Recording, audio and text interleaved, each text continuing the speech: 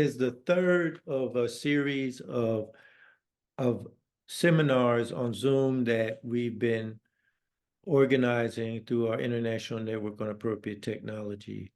I'm John Trimble, the president of INAT, the International Network on Appropriate Technology. And I've done the first two seminars, and they are available through a YouTube link on our website, www.appropriatetech.net. In this seminar, I'm going to do some review on appropriate technology and the work that INAT is engaged in, and then talk about our appropriate technology declaration, which is posted on our website, and in general, our technology policy work. The focus of this seminar, however, is on our recently published Appropriate Technology Manifesto. And I'll talk about the whole development process and go over some of the content in our manifesto, and then focus on the whole purpose of it.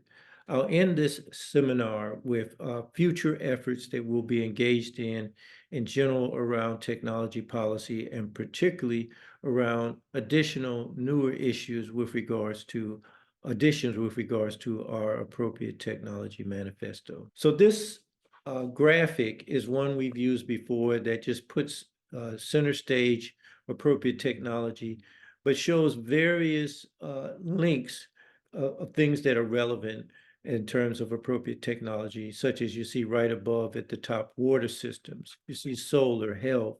You see very prominent development countries, and that appropriate technology that we engage in focuses largely on the global south, the most disadvantaged countries, the most disadvantaged people, because we see that appropriate technology is essential to empowering people and ending inequality. To understand appropriate technology, it's essential to understand the inappropriate technology, because the history of technology development is very much involved with how society and those in power have directed resources, human resources, financial resources, natural resources, to development of technology that's not in the interest of the majority of the population. Top on that list, you see military technology, our research and development and deployment as being key in terms of inappropriate technology. And just give you an example of how we see this just unfolding. Recently, President Biden of the US announced that they are having a 2024 budget request of over $800 billion. This is just 1 year that will be devoted to so-called defense, but actually military expenditures. And we know that out of this, 30.6 billion is in munitions alone.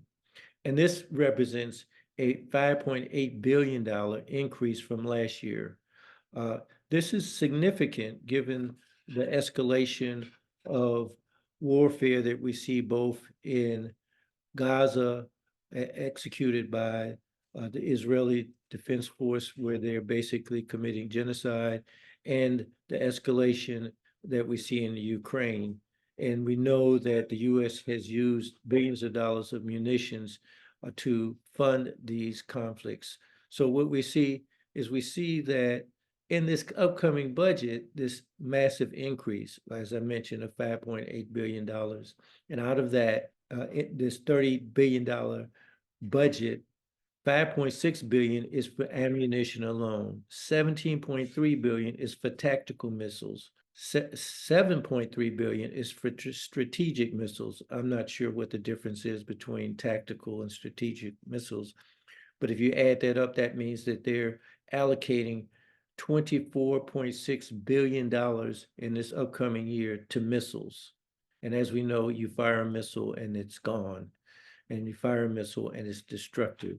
So what this means is that we see billions of dollars, not only in the US, but other places following suit, that are being spent on what we see as the most egregious form of inappropriate technology, that of military destruction. Second, you see on this list expenditures on space missions, missions to Mars, missions to the moon. And we know this year the U.S. has launched 2 new missions to the moon. And to stay I guess, in pace with that, India has recently landed on the moon. So these are expenditures that some people feel are less destructive, obviously, than military expenditures. But it raises the questions of whether you need billions of dollars to be spent on missions to the moon and Mars when you have literally a billion people on this planet who do not have clean water and necessary energy or access to health care. So it's this inappropriate technology that we're very much concerned with. Offshore oil drilling, which has led to environmental destruction, the pipeline that the U.S. has insisted on building from Canada down to the Gulf of Mexico that has created all kinds of problems in terms of environmental degradation, the fracking practices and the elimination of whole mountaintops in order to get access to more petroleum is detrimental not only to the planet itself, but to the health of those in those communities. So these inappropriate technologies are some that we highlight. So to look at what we mean by appropriate technology again, first and foremost, is a focus on the basic needs. It's important that we highlight and that we use our resources to focus first on basic needs such as food and shelter, water, sanitation, education, healthcare, and the ability for people to be in communication and have the necessary transportation so that they can live in a safe and sound environment. It is involved with technologies and techniques that are culturally sensitive and at the same time ecologically sound. And we want to make sure that they also are sustainable economically. You don't want to engage in techniques and technologies that you won't be able to maintain. Third, you see, in terms of a cornerstone of appropriate technology, is the utilization of local resources. The utilization of local resources both empower the local communities more, but at the same time, this reduction in transportation costs in turn reduces CO2 emissions. And at the same time, the reduction in transportation, it provides a set of resources that you can then use in a more meaningful manner than just shipping things around the world. So to highlight how INAT operates, these are the 4 pillars that we stand on in terms of how we operate. First, you see on this, the seminars at conferences. This is part of that effort, and we'll talk about that more. Secondly, you see our web portal. I invited you to visit our website, www.appropriatetech.net. And this is where we have a range of information on previous conferences. We have YouTube videos of our seminars, and we have links to other resources. And we intend to expand this in a meaningful fashion to link to a range of other organizations and entities that are involved with appropriate technology and technology policy. Third, you see on this appropriate technology projects. This is where we are funding projects at this time in different places in Africa, and we want to extend this effort to generate new projects, though both from our membership, but also to support those projects that are meaningful from other organizations. The last item on here is impacting technology policy, and this is directly related to this seminar dealing with appropriate technology manifesto. As I mentioned, we are dealing with conferences and seminars. So this slide just highlights the 3 seminars that we are conducting. The last one, last 2, and the next one coming up. You see, these are the topics that were covered. So our next ICAT, International Conference on Appropriate Technology, will be hosted by UNISA in South Africa, and the theme is Building Sustainable Rural and Urban Cities for Economic Growth, Enhancing Health, and Eradicating Poverty. The international conferences we see are key. They've been focusing on participation across Africa, and as I indicated, and you saw from the last slide, that they're The one previously was located in the Sudan, but we've had conferences in South Africa, Zimbabwe, Kenya, Benin, Ghana, as well as Sudan and Rwanda. And we intend to continue to rotate it around so that we'll reach a wider audience. But at the same time, we have reached out to participation in Asia, Europe, and the American Hemisphere. This just indicates some of the things that our ICAT features in terms of posters and papers, appropriate technology fair in the past, Technathon, which is where we engage youth in terms of the design of projects around appropriate technology. We have a range of keynote speakers and a variety of workshops that we focus in on our conferences. This year, our conference will span 5 days in the month of November. And you can get more information on our conference at our website. Once again, www.appropriatetech.net. But this is part of our outreach effort regarding our Zoom seminars. We intend to have monthly Zoom seminars, generally on the second Thursday. This is one that we moved to the third Thursday because of the holiday break between December and January, early January. So the first one was in November on some history and development of appropriate technology. Then in December, we followed with the emphasis on military technology and explanation of the conquest mentality and what it had done and what we must do. This one, as I indicated, is on appropriate technology manifesto. But we really want you to reach out and identify other topics you'd like us to cover and other presenters you'd like us to have. Our next month featured seminar presenter will be Professor Mamumuchi, who will be discussing innovation as it relates to appropriate technology. So as I indicated, the technology policy is one of the pillars that we're dealing with, and that our appropriate technology manifesto is key in terms of that. We are concerned with technology policy on all levels, certainly on the international level, and certainly between countries, whether it's multi-country agreements or bilateral agreements, on a national level, which is key and is part of probably the one that is most impacted in terms of policies. But also within provinces, states, regions, and city level, we're concerned. Many of us are academics, and we're concerned in terms of how our universities engage in terms of determining the whole direction of technology development, which is in fact a university policy if you really look at it in terms of technology policy and other institutions other than universities. So this is just a graphic to sort of show where we started, where we're going. We started with an appropriate technology declaration.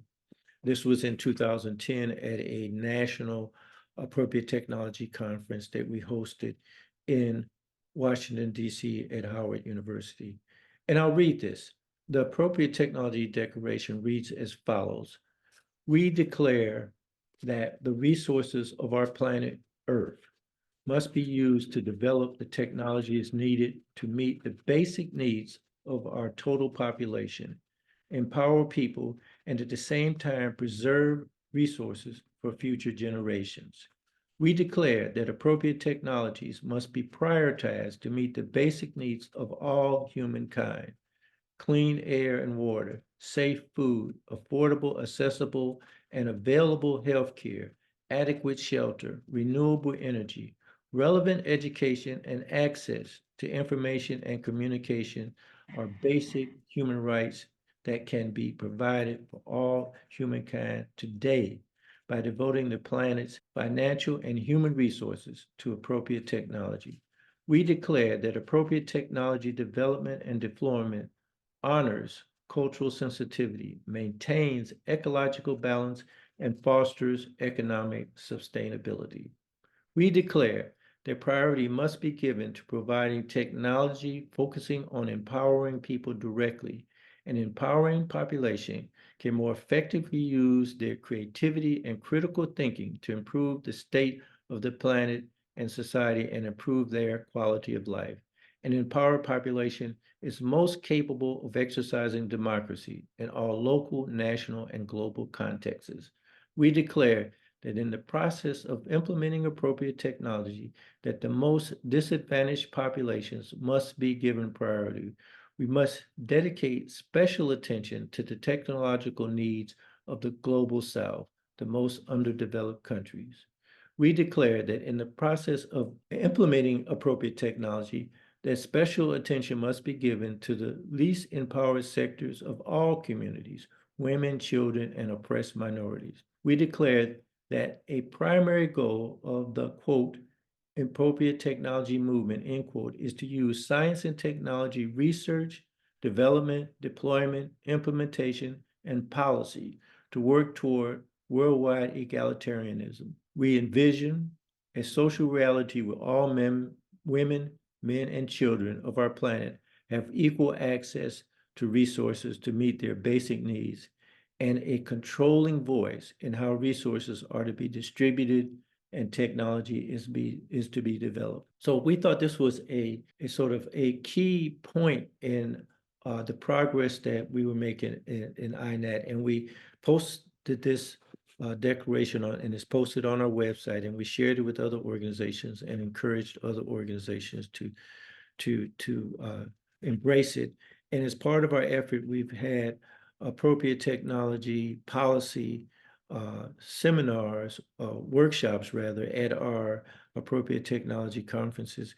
And that led us to developing a team that was then mandated to develop the appropriate technology manifesto starting in 2020. Leading, as I'm indicated, went from the declaration in 2010 to policy papers at ICAT conferences, several papers, and it's a category of our ICAT conferences, to a workshop on the appropriate technology manifesto. So in developing the manifesto, we first of all call for chapters from our various INAT members, and we have Dr. Tharkan, who's on now, who wrote an excellent chapter on water and sanitation. Myself and Prof. Bucci served as editors for developing this process, and Africa World Press served as our publisher. We were able to get partial funding from the National Research Foundation in South Africa as part of our effort in our 2020 ICAT conference as a follow-up item to that. So the structure of the Appropriate Technology Manifesto. First, we have the first few chapters that really look at the whole background of appropriate technology. With that, the whole background in terms of technology development, but also looking at how it currently operates. And then we focus in, and this is really the core of it, appropriate technology by different sectors.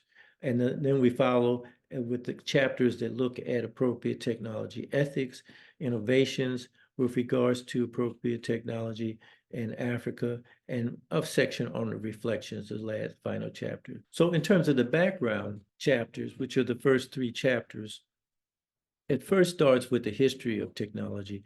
And some of that I discussed with regards to the conquest mentality and the militarism that resulted from that. So we won't get into that. I encourage you to review our seminar 2 on that. And then we looked at the whole issue in terms of how tensions play out between workforces and communities on one hand, and those who control resources on the other hand, in terms of historical materialism and a systems approach in terms of looking at currently how technology is developed and deployed. And then the third chapter looked specifically at stakeholders, because we feel it's important to really look at the different stakeholder groups and the impact that they had. We indicate that the intent of this manifesto is to motivate stakeholders to operate for the welfare of global society by promoting appropriate technology.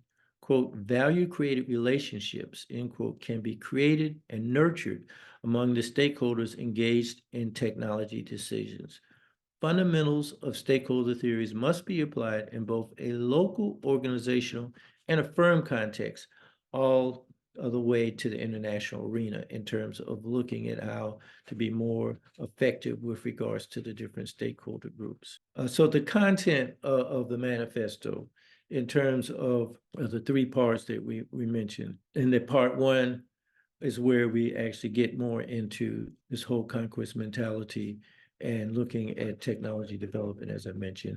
And then part 2 is where we actually then get into the various sectors. And we have the sectors developed, examined in terms of manufacturing, agriculture, mining, and services. And then a special chapter looking specifically at water and sanitation. And this is the core of the manifesto. In each chapter, we make suggestions on how the various stakeholders groups can contribute to appropriate technology. And then we have a team that actually is developed a model around ethical foundations of appropriate technology. And we have our editors, myself and Prof. Mucci, that wrote a chapter looking at networked innovation systems as it promotes appropriate technology across Africa. So looking at the purpose of the appropriate technology manifesto, it has several purposes. One, as I mentioned, is to be a guide to policymakers. And this is in relationship to the various stakeholders. We want it to be used as a textbook or reading requirement for academic courses. I've already talked to a professor at Lincoln University who's interested in using this in one of his courses. But we see this as resource material, both within the technology arena, but also in terms of those who are interested in looking at courses, whether they're in ethnic studies or African studies, in terms of how technology has impacted different places in the world. We wanted to serve as a handbook for community organizers concerned with appropriate technology, concerned with climate change, concerned with environmental degradation. There are a range of things that we can look at in terms of how this can help community organizers, even in terms of how we spell out this whole notion of engaging stakeholders. We have the subtitle of our appropriate technology manifesto is Shifting the Forces of Production to Empower People and Protect the Planet. And we see this is key because this is really what we want this manifesto to do, to shift these forces. Appropriate technology is better for attaining an ecological balance and for us achieving climate security. We're living in an era where we have this climate change situation going on. We've read reports just recently how last year was the hottest year ever in terms of the planet, and how the rate in terms of the increase in temperature is going faster than models had predicted. So it's in dire need, the planet is in dire need for us to address appropriate technology. And we see this manifesto as a way of contributing to this. Empowering people, position them to increase struggle for equality and justice. In other words, to increase the class struggle, and therefore to increase this whole process of then empowering people even more. So this is key. So one of the things that we want to do is call for chapters for a second edition of the Appropriate Technology Manifesto. We see that there are gaps, particular gaps that we've already identified that need to be filled, such as looking at the whole issue of infrastructure development. Infrastructure contributes 40%, the infrastructure building and operation contribute 40% to CO2 emissions globally. And this is only going to increase as we see the areas that in the developing world, the global south, which in bad need of more infrastructure. As we go and we build more infrastructure, the percentage of contribution to CO2 emissions that these areas cause will contribute more unless we embark on appropriate technology in this area. So this is why this is a key area. We recognize that we lacked in this initial manifesto a chapter that specifically addressed energy development. We had a general chapter that looked at the various service sectors and addressed in a secondary sense energy, but we feel that these are two areas we need to address more. I want to read a bit from the manifesto in terms of concluding, to give a sense of where we see we can contribute and where we see we need to go. History of technology development must be taught as it happened in the context of conquest, The current imbalance in wealth, income, and power is linked to this legacy. The first chapter of this manifesto provides a summary of conquest technology from the first arms factories of the 17th century, the expansion of shipbuilding to the shift to air warfare. Quote, in 2021, world military expenditures surpassed the 2 trillion US dollar mark for the first time, reaching $2,113 billion. The US spent 38% of this. The military-industrial complex and the terror of war is today's face of this conquest mentality. This reflects the highest form of inappropriate technology. In 2022, the leading world powers committed billions of dollars more to this military war machinery. The call is to shift away from inappropriate technology to appropriate technology. The voice of the press rings clear in this chapter that this shift is a necessary act of justice. The second chapter in the manifesto applied the scientific methodologies of dialectical materialism and systems dynamics to further analyze technology development and deployment. The 6 stakeholder groups, educational institutions, government structures, international agencies, non-government organizations, nonprofit organizations, and community groups, the private sector, and engaged citizens are presented in Chapter 3. The reasoning behind this classification is presented as well as the contrasting responsibilities and roles of each stakeholder group. The chapter concludes by pointing out that, quote, the citizen activist is the most critical stakeholder and must serve as a catalyst to hold other stakeholders accountable. The conquest mentality runs deepest in the minds and actions of some of the wealthiest men in the world. Billionaires feel justified in using wealth for personal gain because the conquest of wealth is glorified. The dominant ideology promotes that the power that comes from the control over resources is justified. The history of conquest shows its patriarchal nature. The process of conquest was initiated by European nations in the 15th century and brought slavery, the slave trade, colonialism, and settler colonialism. The results today are racism, white supremacy, and white privilege. The nexus of white privilege, patriarchy, and the conquest mentality are very glaring in 2021 when 3 white men raced to conquer space. Elon Musk, born in apartheid South Africa, Jeff Bezos, born in the USA, and Richard Branson, born in the UK, competed to be the first to take civilians into space.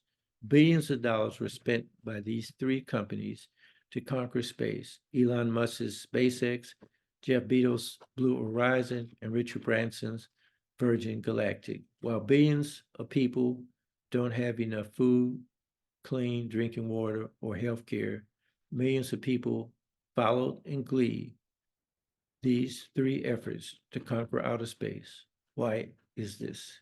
And how can we redirect people's thinking and the world's resources? So this is key in terms of our thinking, and just as an excerpt from our manifesto. And with that, we want to then look briefly at how this affects our broader community in terms of the broader decolonization effort that we talk about in all of our seminars, and that this effort in terms of our manifesto is just a part of that. In conclusion, our appropriate technology manifesto is just a step. I shouldn't say a start because we started with the declaration. The manifesto ability to impact policy and therefore empower the disadvantaged will be determined by how much support and how we engage both within INAT and those that are in touch with INAT in terms of reaching out. It's the responsibility of all our citizens, we see, to work toward a paradigm shift. And this is why we have indicated that citizen activists is the key stakeholder, but other stakeholder groups must be linked in with this effort in terms of moving to empower the most disadvantaged. One key in this empowerment is appropriate technology, and the appropriate technology manifesto is a key element to move toward that. Thank you. I want to open it to see if there are any questions. I see Dawn has joined us, and I know Simon has been there for the whole time. Thank you. I have a question.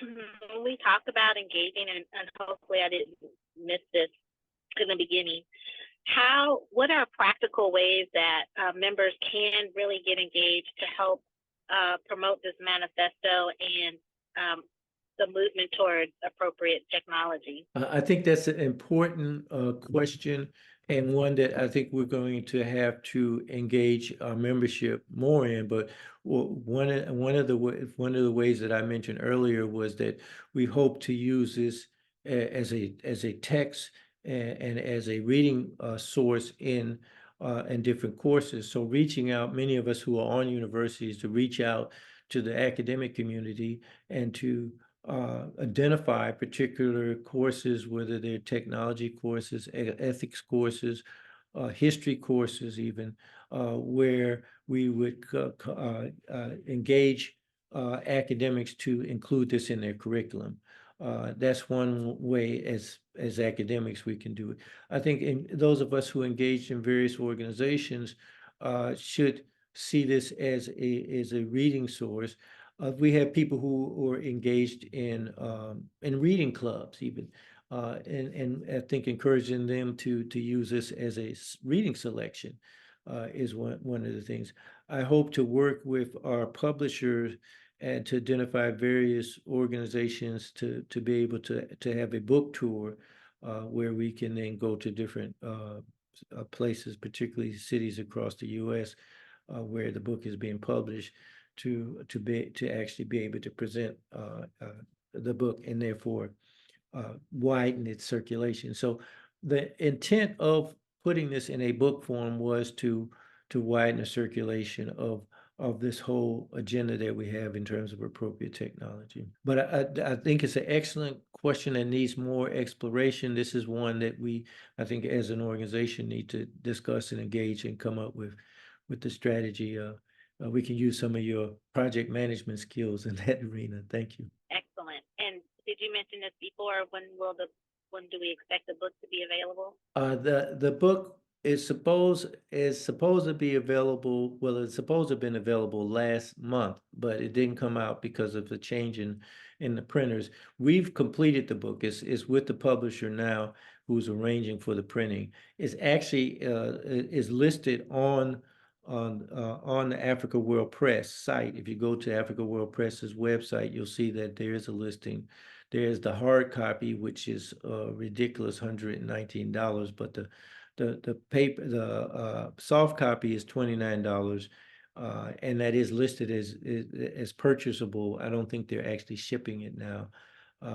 So we're negotiating as to the printing. Thank you. With regard to the manifesto, I heard you talking about in terms of helping the governments in terms of policy.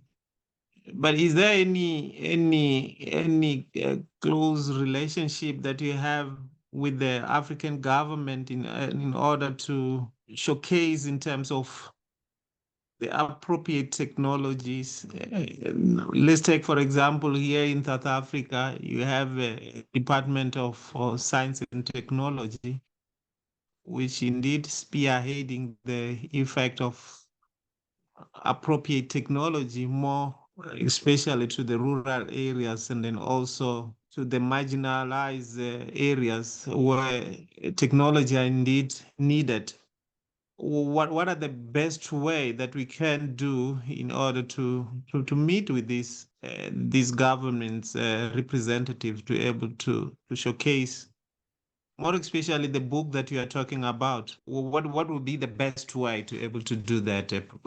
I think that's even I think that's a good question, and leads us even to the preparation work that we can do with regards to our next ICAT this year, because in each time we had ICAT, we engaged government ministries. If you can recall, we had representatives from that reflective of those kind of positions at previous conferences, including when we had the conference in 2012, the first time in South Africa.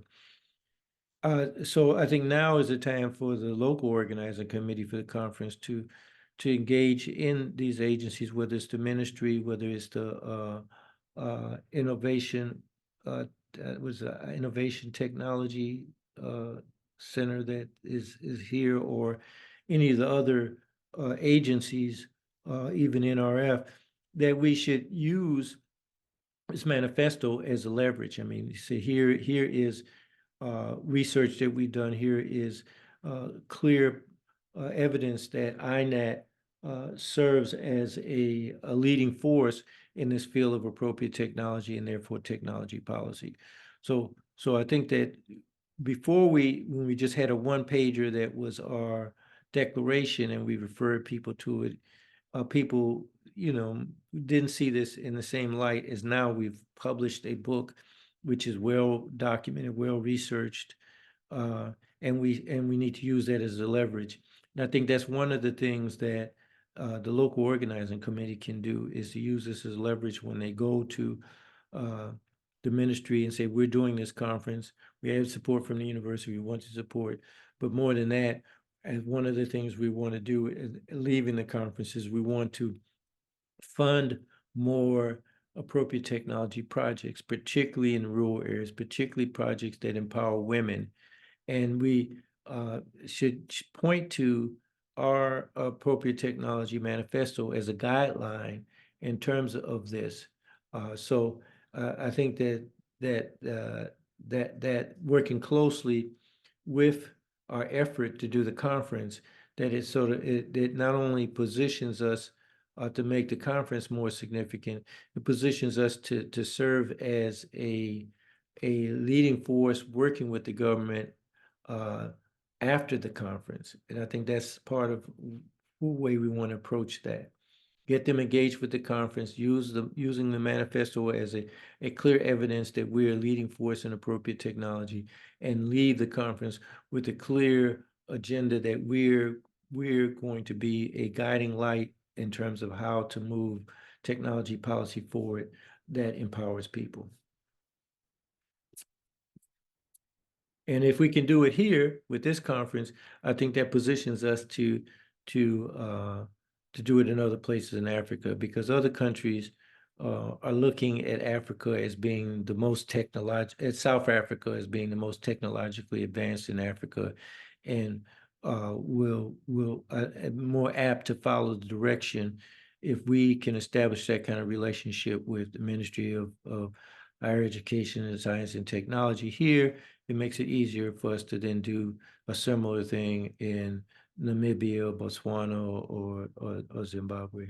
So that's my thinking on it. But once again, as I responded to Don's question, I think this is where we as INAT need to put our heads together and work out a strategic plan in line with that. But I think this is an important point, Simon. Thank you.